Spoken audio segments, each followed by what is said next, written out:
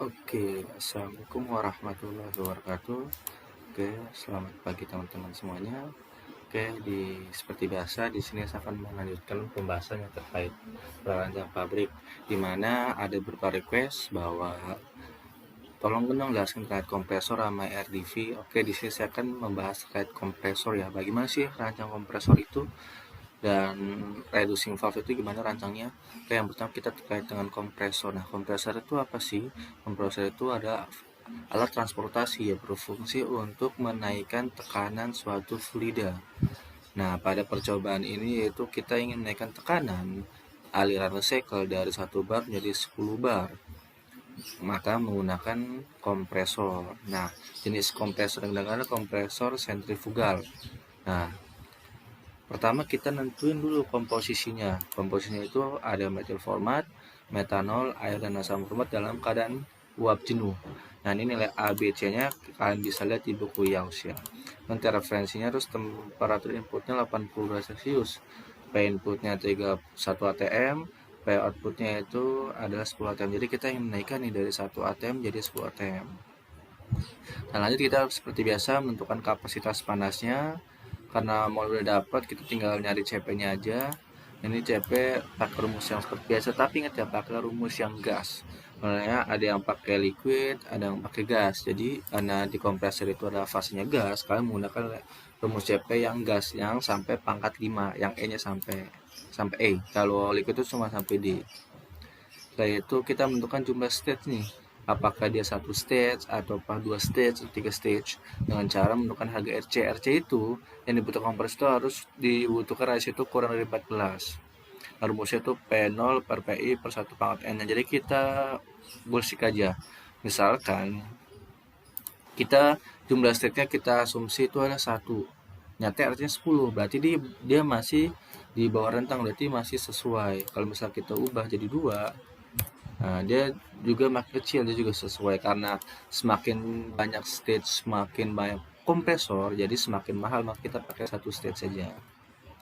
Gitu. Jadi parameter penentunya itu dari cost-nya. Kalau semakin banyak stage, ya dia kerjanya nggak terlalu besar, tapi ke biaya instalasi dan equipment itu semakin lebih besar. Terus setelah itu kita menentukan T-out kompresor nih, pakai rumus biasa PR sama MP per PC tekanan kritis, TR juga sama T per TC temperatur kritis. Ini V ini rumus dari gas ideal ya. Ini juga rumus sudah dapat pakai rumus ini. Nah, komposisinya TC dan PC bisa kalian cari di buku Yaus. Jadi kalian nggak perlu. Jadi TC, PC sama omega itu udah ada datanya di buku Yaus. Jadi tinggal kalian cari. Yang dihitung itu adalah TR. Tinggal dibagi saja temperatur operasi dibagi temperatur kritisnya. Begitupun dengan PR, tekanan operasi dibagi tekanan kritisnya. Setelah itu ada omega dapat, terus nilai BU. BU kita bisa dapat lah rumus yang di sini. BU 0,03 dibagi TR. Yang penting dapat TR-nya. Terus ada B aksen, rumusnya juga seperti ini nih. Yang penting udah ada TR-nya. Oke, lanjut kita nyari BPC per RTC. Ini BPC RTC dapat melalui Z. Z-nya faktor komparabilitas ya. Kalau dia gas ideal berarti dia harusnya 1. Kalau Z rendah 1 berarti dia real, gas nyata. Oke, ini volume dapat. Nah, jadi kita dapat laju volumetrik dengan BSI 1 jam itu 3,278 meter kubik per second. Itu dengan laju metrik itu kita dapat grafik atau efisiensi kompresornya itu kita tinggal tarik garis ya 3, berarti di sini garis ini berarti dapat 72% atau 0,72. Setelah itu kita nyari Y-nya, ya CP per CP per R dapatnya 1 dan M-nya dapatnya segini rumusnya. Nah, kita dapat rumus untuk T2 yaitu T1 kali P2 kurang P1 bagi P1 kali M, dapat temperaturnya itu 80,73. Jadi karena gas itu adalah fluida, maka dia itu pengaruh banget tekanan sama temperatur. Maka dari itu walaupun kita naikin tekanan, dia temperatur juga akan naik, tapi nggak sedrastis naik banget, cuman naiknya 1 atau 2. Jadi benar ya, jadi temperatur itu ada peningkatan karena gas ideal kan PVNRT, jadi tekanan temperatur itu bening lurus gitu. Jadi terjadi peningkatan nih dari 80 temperatur I-nya keluarannya 80,733. Terus setelah itu kita nyari entalpi panasnya seperti biasa, CP-nya pakai CP di atas, kita dapat Q-nya, key inputnya. Terus stage yang keduanya itu adalah temperatur outputnya segini. Sama caranya kita dapat dari kerja kompresor yaitu delta H out kurang delta H in. Dapat kerja kompresor itu adalah 16.691. Nah, ini adalah kerja kilojamnya. Tinggal kita masukin kondisi operasinya lagi. 80, 87, 83, 1 ATM, 1 bar, 10 bar. Kita masukkan posisinya. Nah, temperatur rata-rata, tekanan rata-rata segini, temperatur segini, densitasnya yang kalian cari pakai gas ideal lah, PVNRT. Pakai rumus ini nih, inlet, nih outlet. Seperti biasa tinggal dicari aja rumusnya, terus faktor kompresibilitas. Yang pakai rumus tadi dapat ininya. Oke. Terus TC-nya ini pakai rumus sama kayak tadi ya, yang di atas sama. Terus kita ngitung power require aktual. Jadi powernya berapa sih? Nah, kita out kalian dapat nih kilojam per hour, tinggal kita bagi sama konversi. Jadi kilojoule per jam itu tinggal kita konversi ke kilowatt. Dapatnya 4,6 kilowatt. Terus kita konversi lagi ke HP. Tinggal dikali 1,314. Jadi kerja si kompresor itu sebesar 6,21 HP. Oke, itu terkait require-nya. Oke, ini seperti biasa. Nah, ini kalau misalkan kita asumsi secara ideal menggunakan poliprotik.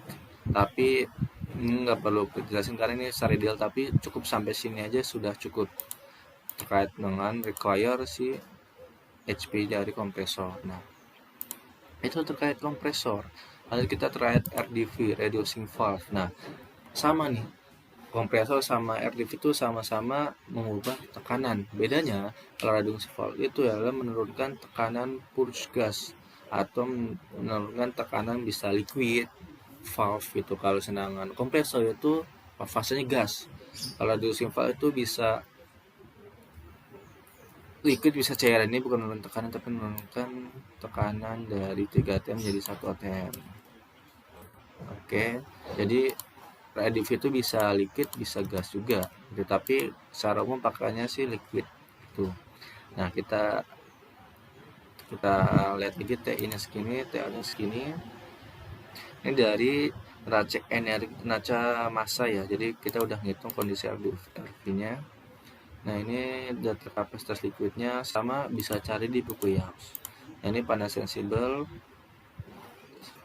sama pakai, ingat ini kan liquid berarti pakai yang liquidnya sampai D doang kan beda. Tadi kalau gas sampai E koefisiennya, kalau liquid cuma sampai D.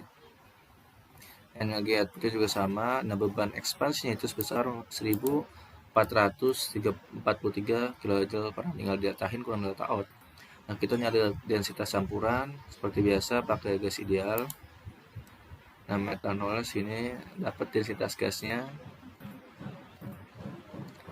Oke, ini bisa liquid bisa gas ya, densitas liquid bisa liquid bisa gas. Oke, terus menentukan diameter pipa nih. Jadi kita menentukan ekspansi kan perlu adanya suction sama discharge ya. Kita perlu adanya ukuran pipa. Nah, kita asumsi adalah turbulen. Rumusnya dari Pythagoras diameter optimum itu 3,9 kali Q pangkat 0,45 kali R 0,13. Dapat Q-nya itu tinggal dibagi aja massa kali densitas.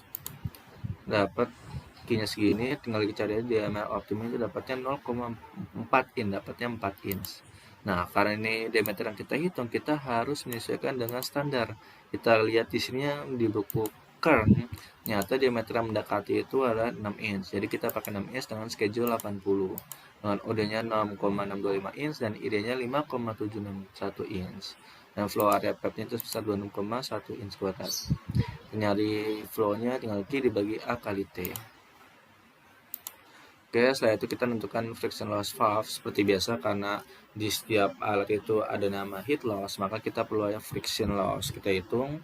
Nah, karena jenisnya global kan bisa dapat di KF itu 1,5. Nah, nilai KF bisa dapat dari buku Genkoplis ya. Ini nilainya ada TIS yang besar gini, Albus besar segini, ini ada tabelnya, ada union segini. Nah, kita dengan cara rumusnya HF KF kali V barat per 2 kali GC. GC-nya ini. Oke, dapat HF-nya sebesar segini. Nah, kan pressure head nya itu sebesar, tinggal kali aja nih delta P dibagi rho kali G, dapat 1233,1072 meter. Oke, tinggal kita menentukan spesifikasinya seperti biasa, pakai stainless steel, top half ini mah cuma resum-resumnya dari perhitungan sebelum-sebelumnya. Oke, mungkin itu saja ya terkait penjelasan terkait kompresor sama reducing valve. Bagi teman-teman semua yang pengen request terkait penjelasan apa sih yang ingin dibahas, bisa ke kolom komentar atau DM di email saya. Kurang lebihnya mohon maaf. Assalamualaikum warahmatullahi wabarakatuh.